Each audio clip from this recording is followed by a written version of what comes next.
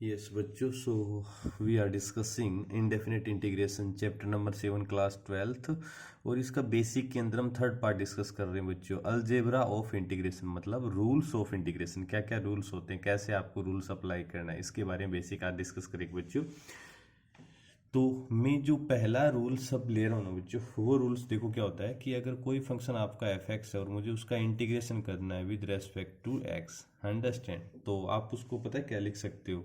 जैसे इसका जो हमारा सॉल्यूशन में मान के चलता हूँ, हमारा जी एक्स प्लस सी है, यानी कोई भी फंक्शन है उसका इंटीग्रेशन किया तो मेरा जी एक्स प्लस सी मेरा आंसर आ गया उसका, अंडरस्टैंड। अगर ऐसा कोई फंक्शन है तो मैं क्या करूंगा बच्चों, अगर इस x वेरिएबल को किसी अदर वेरिएबल टी में कन्वर्ट करूंगा तो उसको मैं कन्वर्ट कर सकता हूं। देखो कैसे, so write it, if integration of f x d x is equal to g x plus c, then we can also write it that integration of x की जगह अगर मैं टी राइट कर दूं तो इधर बन जाएगा डी टी इक्वल टू, इधर मेरा बन जाएगा जी टी प्लस सी। यानी कि हम बोथ साइड कोई भी फंक्शन है उसके वेरिएबल्स को हम चेंज कर सकते हैं। अगर x है तो आप उसको t में राइट कर सकते हो, y में भी राइट कर सकते हो, अंडरस्टैंड बच्चों। ओके, ये हमारा पूरा फंक्शन बन जाएगा। लेकिन कभी ये मत कर देना कैसे कि आपने integration of f of T कर दिया और इधर तो मैंने x की जगह t पुट कर दिया, लेकिन यहाँ पे मैंने dx ही रखा है। ये फिर मेरा रॉन्ग हो जाएगा बच्चों, अंडरस्टैंड। यानी कि x के रेस्पेक्ट में यहाँ कर रहा हूँ और यहाँ मेरा फंक्शन t का x है ही नहीं इस फंक्शन में, तो मैं दैट इज रोंग। वो फिर आपका पैटर्न क्या बन जाएगा, रोंग हो जाएगा। एग्जाम्पल देखो कैसे सिंप्लीफाई कर सकते हो आप। अगर आपके पास ये कोई मेरा फंक्शन है cos of T dot D T, तो आपको पता है बच्चों कोस टी का हमारा इंटीग्रेशन होता है क्या, मैंने कल ही बताया था आपको, साइन टी प्लस सी। क्या होता है बच्चों, साइन टी प्लस सी होता है। अगर मैं ऐसे लिख दूं कोस ऑफ, अगर इस टी की जगह हम कुछ अलग एक्स स्क्वेयर मान लिया, क्या मान लिया बच्चों मैंने, एक्स स्क्वेयर, तो इधर अगर ऐसे लिख दिया with respect to d of x square, तो बताओ मेरा आंसर क्या आएगा बच्चों। देखो यहाँ वेरिएबल एक्स स्क्वेयर है with respect to x square, तो डेफिनेटली यहाँ भी आप क्या लिखोगे, sine of x square plus c. ये सेम रहना चाहिए, आपका बिल्कुल वही पैटर्न बनता है फिर, अंडरस्टैंड बच्चों। यानी कि अगर यहाँ एक्स स्क्वेयर है, अगर एक्स स्क्वेयर रेस्पेक्ट में करोगे तो यहाँ मेरा साइन एक्स स्क्वेयर प्लस सी ही आएगा। फिर अगर इस तरह से आ जाए आपका क्वेश्चन कि कोस ऑफ एक्स स्क्वेयर और यहाँ ओनली डी एक्स आ जाए, ओनली क्या आ जाए, dx, तो आप ऐसे अगर करके आओगे उसको कि sine x square plus c, ये आपका बिल्कुल रोंग है, क्योंकि यहाँ पे तो एक्स स्क्वेयर है बट यहाँ ओनली एक्स है, नॉट सेम। ये दोनों सेम नहीं है, इसका मतलब ये फिर मेरा पैटर्न क्या रहेगा बच्चों, रोंग रहेगा। बताओ यहाँ तक कोई डाउट, कोई क्लियर। पहला रूल आपको समझ में आ गया कि अगर कोई फंक्शन मेरा एफ एक्स डी एक्स, उसका इंटीग्रेशन अगर जी एक्स प्लस सी आ रहा है तो मैं एक्स की जगह टी पुट करूंगा, तो मेरा integration of F T D T is equal to यहाँ भी बन जाएगा मेरा जी टी प्लस सी। मैं कन्वर्ट कर सकता हूँ, लेकिन ध्यान रखना दोनों सेम होने चाहिए। अगर यहाँ एक्स स्क्वेयर है तो यहाँ भी डी ऑफ एक्स स्क्वेयर आना चाहिए, तभी आप इसको सिंप्लीफाई डायरेक्ट किस तरह से कर सकते हो, अंडरस्टैंड। ओके, अगला पैटर्न देखो, जैसे मैंने यहाँ पे एक अप्लाई कर दिया बच्चों, एक रूल लिया, देखो ये तो था मेरा पहला रूल।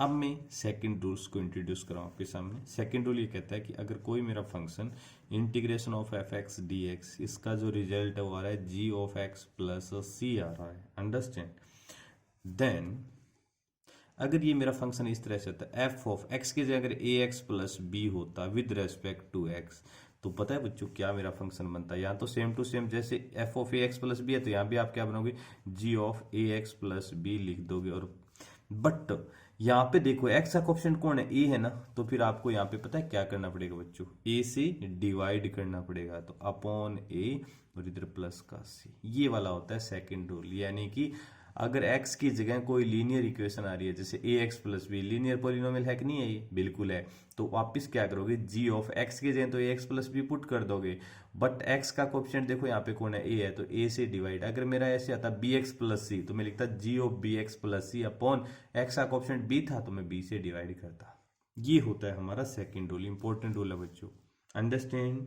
ओके, अब ये हुआ कैसे, ये ए डिवाइड में कैसे है, आपने डायरेक्ट ए एक्स प्लस बी क्यों नहीं लिखा। देखो बच्चों, जैसे मैंने अभी आपको पहला रूल फर्स्ट रूल बता के आया था, तो मुझे क्या करना है, इंटीग्रेशन करना है किसका, F of A x plus B, dot D X. इसका देखो कैसे ये आपका पैटर्न बनेगा, मैं बताता हूँ। सबसे पहले मैं क्या करूंगा, इस अगर यहाँ ए एक्स प्लस बी है तो इधर भी D of A x plus B आना चाहिए कि नहीं आना चाहिए? बिल्कुल आना चाहिए। तो मैं एक काम करता हूँ, क्या बच्चों, डी की जगह D of A x plus B करता हूँ। और आपने डिफरेंशिएशन में पढ़ा होगा, बताओ इसका डिफरेंशिएशन कैसे करोगे? पहले ए एक्स का क्या होता है मेरे बताओ मुझे, ए एक्स का क्या बनाओगे, ए एक्स प्लस बी का तो बन जाएगा ए, क्या बन जाएगा, ए बन जाएगा, है ना, यस। तो बताइए मुझे derivative of x plus B को आप कैसे लिखोगे? तो आप जानते हो ए एक्स प्लस बी का तो मेरा बन जाएगा ए, और फिर विद रेस्पेक्ट टू एक्स करोगे तो क्या बन जाएगा, डी एक्स बन जाएगा। लेकिन मुझे तो यहाँ से सिर्फ किसकी वैल्यू निकालनी है, तो equal to a dot D x आ गया। तो मुझे तो सिर्फ इसकी वैल्यू निकालनी है, डी एक्स की। ए को इधर डिवाइड कर दो तो बताओ क्या बन जाएगा, 1/a D of A x plus B is equal to D X. यहाँ वैल्यू पुट कर दो इस डी एक्स की जगह, तो बताओ क्या बन जाएगा, ये तो बन जाएगा F of A x plus B.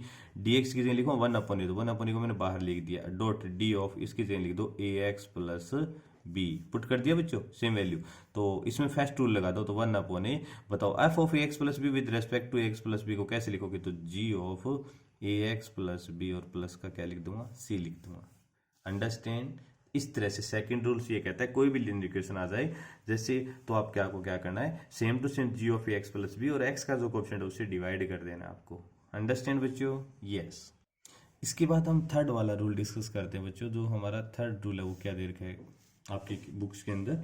Third rule ये दे रखा है, कोई भी फंक्शन है अगर उसको मैं कांस्टेंट से मल्टीप्लाई करके आपको इंटीग्रेशन करना है, तो सबसे पहले आप क्या करो, उसको इंटीग्रेट करने से पहले आप उस कांस्टेंट को उस इंटीग्रेशन से बाहर राइट कर दिया करो। तो के फिर integration F of x dot D x, आप इस तरह से उसको राइट कर सकते हो बच्चों। वेयर के इज द कांस्टेंट, जहाँ पे के क्या होना चाहिए बताओ, कि आपका क्या होता है बच्चों, कोई भी कांस्टेंट टर्म होती है, आप इस तरह से राइट कर सकते हो। एग्जांपल देखो, जैसे 7 dot E to the power X से डी एक्स करना होता है, तो ये आपको पता है e की पावर एक्स एक्सपोनेंशियल फंक्शन है, इसके मल्टीप्लाई में 7 दैट इज द कांस्टेंट, तो आप इस 7 को बाहर राइट कर दो और e की power x dot D x, इस तरह से आप इसको सिंप्लीफाई कर सकते हो। तो 7 और आपको पता है e की पावर एक्स का होता है e की पावर एक्स, और प्लस का c मेरा क्या आ जाएगा बच्चों, कांस्टेंट आ जाएगा। इस तरह से सिंप्लीफाई कर सकते हो, ये है थर्ड रूल। इसके बाद इसका एक फोर्थ रूल और आता है मेरा, कि कोई भी फंक्शन अगर प्लस या माइनस एडिशन और सब्ट्रैक्शन में आपका आ रहा है, जैसे integration of f of x plus minus g of x, और इधर की रेस्पेक्ट टू डी एक्स हो रहा है आपका, एक्स के रेस्पेक्ट में इंटीग्रेशन करना है आपको, तो बताओ इसको आप अलग अलग लाइट कर सकते हो बच्चों, f of x d x फिर plus minus g of x d x, और फिर आप इसको सिंप्लीफाई कर सकते हो। एग्जाम्पल देखो किस तरह से सिंप्लीफाई कर सकते हो आप।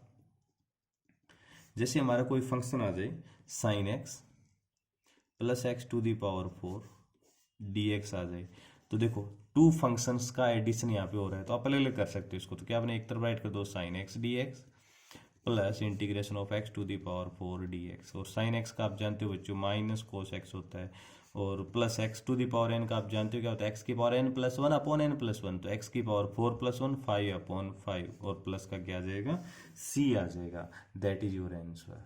क्लियर बच्चों? सो ये हमारा रूल नंबर थर्ड और फोर्थ भी हमने कंप्लीट करवा दिया है। क्लियर बच्चों? अगर इस कंसेप्ट में अगर आपको कोई डाउट आती है तो आप कमेंट बॉक्स में कमेंट कर सकते हो, और इस चैनल को सब्सक्राइब जरूर कर लीजिए बच्चों। Okay, welcome dear, thank you.